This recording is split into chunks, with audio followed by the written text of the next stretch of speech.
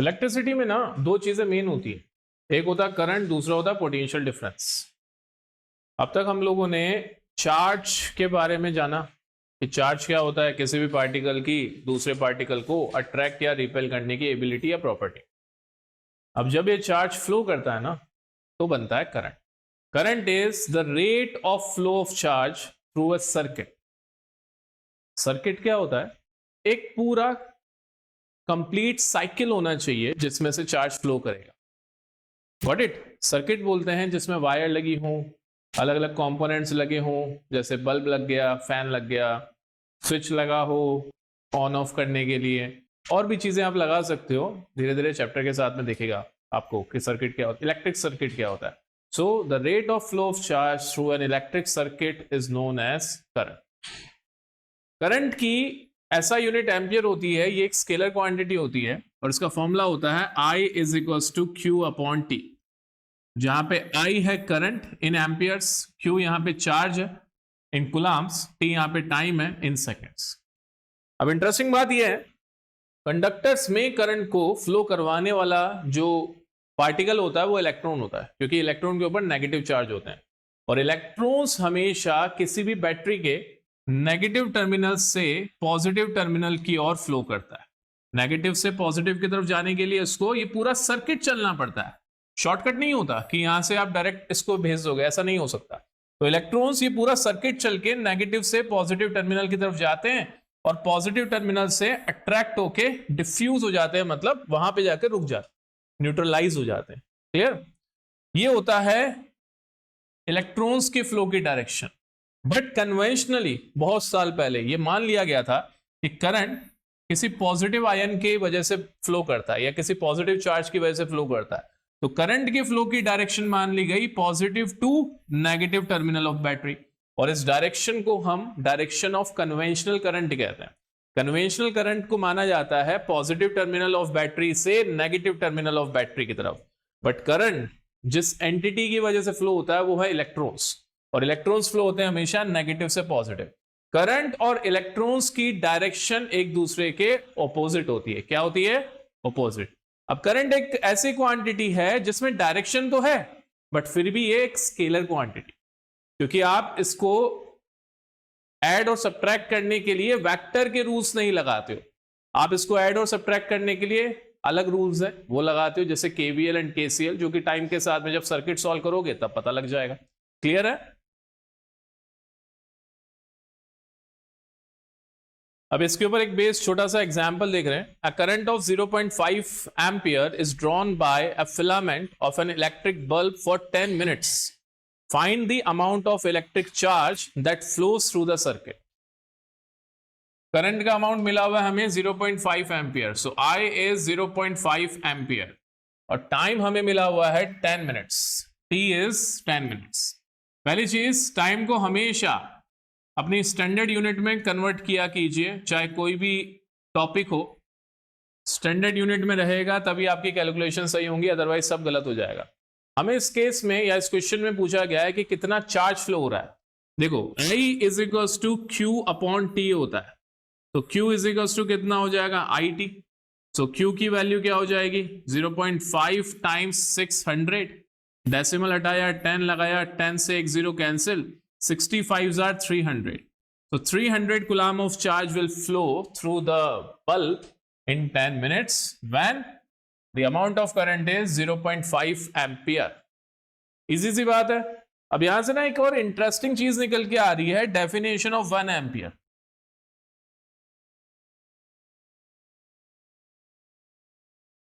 Definition of 1 ampere. अब जब भी आपको किसी फिजिकल क्वांटिटी के यूनिट के आगे ऐसे 1 लगा के दे दिया जाए, देखो यूनिट क्यों बोल रहा हूं, एम्पियर किसकी यूनिट है? करंट की यूनिट है, और करंट क्या है? एक फिजिकल क्वांटिटी। तो आपको उस फिजिकल क्वांटिटी के बारे में सोचना है कि उसका फॉर्मूला आपको क्या सिखाया गया था या क्या आपको उसकी फॉर्मूले के बारे में पता है। जैसे करंट का मुझे फॉर्मूला पता है, that current through a conductor is a rate of flow of charge, that means charge upon time. और मुझे ये भी समझ में आ गया कि मुझे करंट को 1 एम्पियर बनाना है। अब करंट को 1 एम्पियर बनाना है तो चार्ज को क्या बनाना पड़ेगा? 1 कूलम, और टाइम कितना होना चाहिए? 1 second.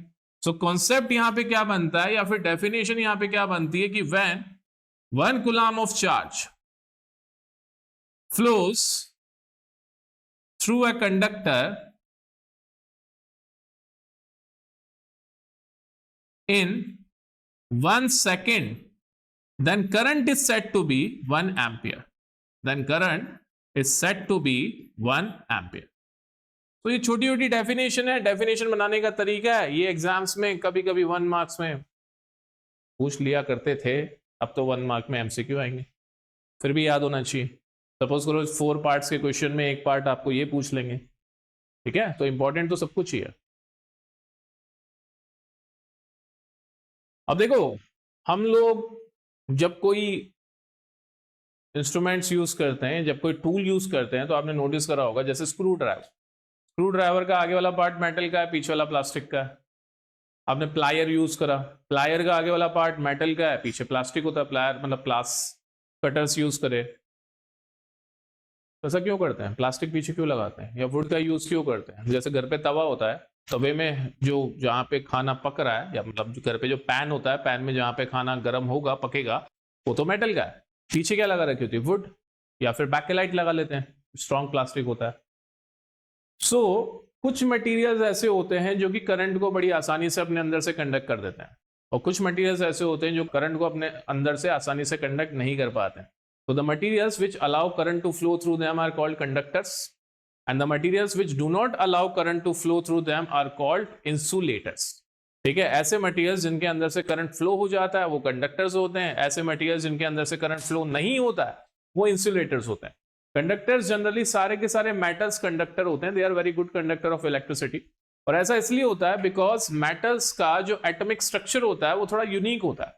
They have plenty of free electrons. अब फ्री इलेक्ट्रॉन्स क्या होते हैं? किसी भी एटम के अंदर कुछ ऐसे इलेक्ट्रॉन होते हैं जो कि कहीं और दूसरे एटम से बॉन्डेड नहीं होते, या फिर बॉन्ड नहीं बना रहे होते। देखो, जब आप एक एटम बनाते हो तो एटम में क्या होता है? अंदर न्यूक्लियस में प्रोटॉन एंड न्यूट्रॉन, और बाहर इलेक्ट्रॉन्स अपनी अपनी ऑर्बिट्स में घूमते रहते हैं। और ऐसा नहीं है कि एक एटम ही अकेला एग्जिस्ट करेगा, एटम्स बहुत सारे मिलके पूरा सब्सटेंस बनाएंगे। जैसे एटम, अगर आप आयरन का एक पीस उठाओगे तो उसमें मिलियंस ऑफ आयरन के एटम होंगे। अब इसके भी अपने इलेक्ट्रॉन्स हैं, इसके भी अपने इलेक्ट्रॉन्स हैं, पर आयरन के साथ में ये प्लस पॉइंट है, या बाकी मेटल्स के साथ में भी ये प्लस पॉइंट है कि इनके पास में कुछ फ्री इलेक्ट्रॉन्स होते हैं जो ना तो इस नेबरिंग एटम से बॉन्ड बनाते हैं, ना ही किसी और एटम से बॉन्ड बनाते हैं। Now these free electrons can travel easily. तो फ्री इलेक्ट्रॉन्स का काम होता है किसी भी मटेरियल में कंडक्शन प्रोवाइड करवाना। तो मेटल्स के साथ में प्लस पॉइंट ये है कि they have plenty of free electrons, और इलेक्ट्रॉन के ऊपर आपको पता है कि नेगेटिव चार्ज होता है। तो जब इलेक्ट्रॉन मूव करेंगे तो नेगेटिव चार्ज मूव करेगा, और जब चार्ज मूव करता है तो क्या बनता है? करंट बनता है। सो कंडक्टर से इंसुलेटर्स में यही डिफरेंस है कि insulators not possess plenty of free electrons, होते हैं उनके अंदर भी, बट दे हैव लैक मतलब कमी होती है फ्री इलेक्ट्रॉन्स की। तो इसलिए इंसुलेटर्स कंडक्ट नहीं करते हैं, मेटल्स या फिर कंडक्टर्स कंडक्ट कर पाते हैं। इंसुलेटर का एग्जांपल है वुड, प्लास्टिक, माइका, ग्लास, ठीक है, रबर, ये सब इंसुलेटर होते हैं। ऑन दी अदर हैंड कुछ ऐसे मटेरियल भी होते हैं जो कभी कभी कंडक्ट करते हैं, कभी कभी कंडक्ट नहीं कर पाते हैं, और वो मटेरियल्स होते हैं सेमीकंडक्टर, मतलब जिनकी conduction properties between conductor and insulator रहती है, वो कहलाते हैं सेमीकंडक्टर। जैसे सिलिकॉन, जर्मेनियम। अब इनकी खास बात ये होती है, ये एक पर्टिकुलर टेम्परेचर से अबोव तो कंडक्टर की तरह बिहेव करते हैं, बट उस टेम्परेचर से बिलो ये क्या बन जाते हैं? इंसुलेट। सो इसलिए इनको क्या बोला जाता है? सेमीकंडक्टर। और ये हाईली यूजफुल होता है इलेक्ट्रॉनिक डिवाइसेस बनाने के लिए। अब इनके अलावा ना एक और चीज होती है, सुपर कंडक्टर। सो कंडक्टर्स ही सुपर कंडक्टर बन जाते हैं इन सम सर्टेन कंडीशंस। अगर हम लोग कंडक्टर्स के टेम्परेचर्स को बहुत लो कर देते हैं, so they behave as a superconductor, मतलब उनका रेजिस्टेंस 0 हो जाता है। सुपर कंडक्टर होने का मतलब क्या है? ऐसा कंडक्टर जिसका रेजिस्टेंस 0 हो, और रेजिस्टेंस से मतलब यह है करंट को अपने में से फ्लो नहीं होने देने की प्रॉपर्टी। कंडक्टर्स में से करंट फ्लो तो होता है, बट वो मीनवाइल उस फ्लो का अपोज भी कर रहे होते।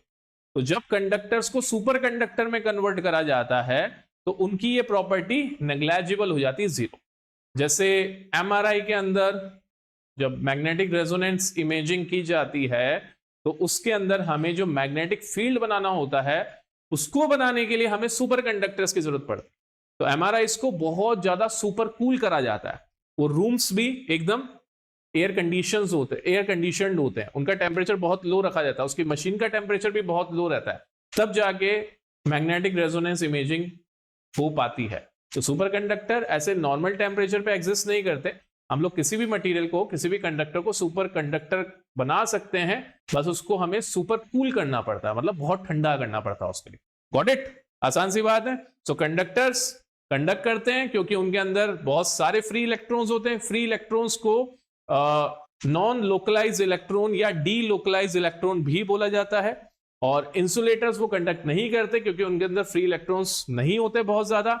On the other hand semiconductors ऐसे मटेरियल होते हैं जो एक पर्टिकुलर टेम्परेचर से ऊपर तो कंडक्ट करते हैं और उसके बिलो कंडक्ट नहीं करते हैं, या फिर इसका उल्टा भी हो सकता है, अलग अलग सेमीकंडक्टर्स की अलग अलग प्रॉपर्टीज की वजह से।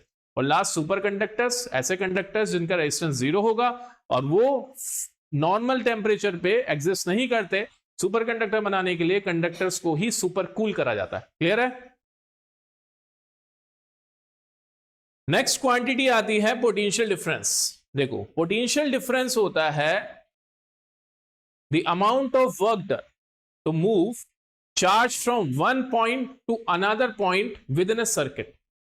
किसी भी सर्किट के अंदर चार्ज को एक पॉइंट से दूसरे पॉइंट तक ले जाने में जितना काम किया जाएगा उसी को हम पोटेंशियल डिफरेंस बोलते हैं, ये आम भाषा में। पर ये जो वर्क करा जाता है ना, ये किसी चीज के अगेंस्ट करा जाता है, और वो चीज यहां पे होती है इलेक्ट्रिक फील्ड। और वर्क तो हम निकालते हैं बाय कैलकुलेशन, जब कैलकुलेशन करते हैं तो हम वर्क निकालते हैं, बट इन रियलिटी क्या होता है वो मैं आपको बताता हूं। सपोज करो ये एक सर्किट है,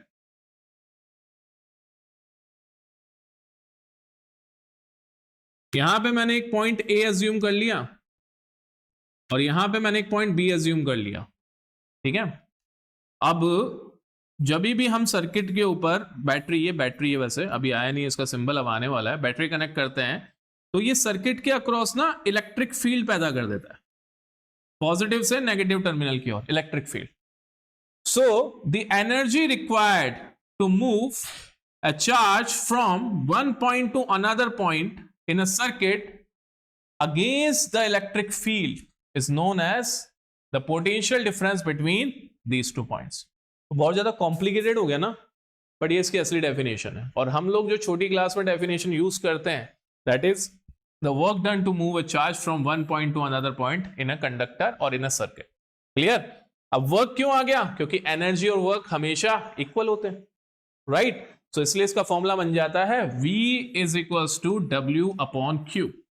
यहां पे V होता है पोटेंशियल डिफरेंस, ये पोटेंशियल डिफरेंस का साइन है, V से रिप्रेजेंट करा जाता है। W इज वर्क और Q इज चार्ज।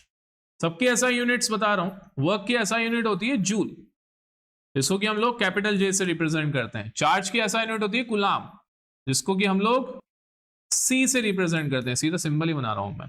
और पोटेंशियल डिफरेंस की ऐसा यूनिट होती है वोल्ट या वोल्टेज, जिसको कि हम लोग V से रिप्रेजेंट करते हैं। पोटेंशियल डिफरेंस भी एक स्केलर क्वांटिटी ही है। पोटेंशियल डिफरेंस क्या है? एक scalar quantity. Easy? So potential difference in general terms you can say it is the amount of work to be done to move a charge from one point to another point. So आप जो potential difference निकाल रहे हो वो उन दो points के बीच में निकालोगे, ठीक है, एक पॉइंट से दूसरे point. On the other hand एक और चीज यहां से निकल के आती है इलेक्ट्रोस्टैटिक पोटेंशियल। इलेक्ट्रोस्टैटिक पोटेंशियल क्या होता है? अगर मैं किसी चार्ज को इंफिनिटी से किसी एक पॉइंट पे लाना चाहता हूं, तब जो मुझे वर्क करना पड़ेगा वो बन जाएगा electrostatic potential. Electrostatic potential. So this is a work done to move a charge from infinity to a point. Suppose करो ये पॉइंट P है और मैं इंफिनिटी से एक चार्ज को यहां तक लेके आना चाहता हूं, ये चार्ज है हमारा Q। तो इस P पॉइंट का जो इलेक्ट्रोस्टैटिक पोटेंशियल होगा ना, इस P पॉइंट के लिए ही निकाल रहा हूं मैं। तो इंफिनिटी से उस पॉइंट तक इस चार्ज को लाने में जितना भी वर्क करना पड़ेगा, that is called potential at P। Got it? तो पोटेंशियल एट P क्या बनेगा? Work done to bring a charge from infinity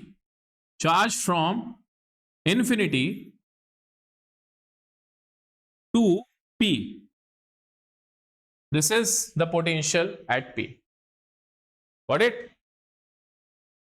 तो पोटेंशियल ना किसी एक पॉइंट के लिए डिफाइंड होता है और पोटेंशियल डिफरेंस किन्हीं दो पॉइंट्स के बीच में डिफाइंड होता है। पोटेंशियल किसी एक पॉइंट के लिए डिफाइंड होता है और पोटेंशियल डिफरेंस किन्हीं दो पॉइंट्स के बीच में डिफाइंड होता है। आसान सी बात है। आगे बढ़े, अब इसके ऊपर बेस्ड कुछ क्वेश्चंस देख लेते हैं। How much work is done in moving a charge of 2 coulomb across 2 points having the potential difference 12 volt. देखो यहां पे ना दो पॉइंट्स हैं A एंड B और इनके बीच का पोटेंशियल डिफरेंस है जिसको कि मैं VAB भी लिख सकता हूं, ये है 12 वोल्ट। अब यहां से मुझे 2 कूलम ऑफ चार्ज को A से B पे ट्रांसफर करना है, तो Q इज इक्वल्स टू कितना हो गया 2 कूलम। तो V का फॉर्मूला था V is equals to W upon Q। हमें निकालना work done, how much work is done, तो W इज इक्वल्स टू क्या हो जाएगा VQ। So W between A and B is VA and B times Q। ये मैं proper symbols use में ले रहा हूं, अगर आप नहीं लेना चाहते हो सीधा W is equals to VQ करना चाहते हो तो आपकी क्लास के लेवल पे ये चीजें भी अलाउड हैं। जैसे जैसे बड़े होते जाओगे तब आपको पता पड़ेगा कि ये सिंबल्स भी यूजफुल होते हैं, ऐसे A से B, B से A, राइट। सो कितना हो गया, work done is 2 times 12, so work done will be 24 joule। Easy, आसान सी बात है। Next, what is meant by saying the potential difference between 2 points is 1 volt?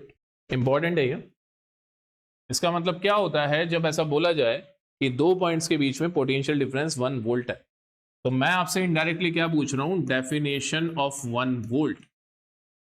Definition of 1 volt. तो अभी थोड़ी देर पहले हम लोगों ने 1 एम्पियर की डेफिनेशन पढ़ी थी, मुझे 1 वोल्ट बनाना है। तो वोल्ट किसकी यूनिट है, सबसे पहले तो आप देखो कि मुझे किस यूनिट के लिए 1 पूछा गया। Volt is a unit of potential difference. अब पोटेंशियल डिफरेंस कैसे डिफाइंड है, that is work upon charge. अब पोटेंशियल डिफरेंस की यूनिट हो गई वोल्ट, वर्क की यूनिट हो गई जूल, चार्ज की यूनिट हो गई कूलम। मुझे इसको 1 बनाना, तो हो ना हो मुझे यहां पे भी 1 लगाने पे 1 बन जाएगा लेफ्ट साइड पे। अगर ये दोनों 1 हुए तो ये 1 बन जाएगा। अब आप बोलोगे सर 100 भी तो ले सकते हैं, कैंसिल होके 1 ही बनेगा, बट ज्यादा इजी है ना, 1 यूज करो। So when 1 joule of work is done to move 1 coulomb of charge between 2 points, then potential difference between those 2 points is said to be 1 volt। Easy सी बात है। सो डेफिनेशन क्या हो जाएगी, when 1 joule of work is done to move 1 coulomb of charge between 2 points, then the potential difference between those 2 points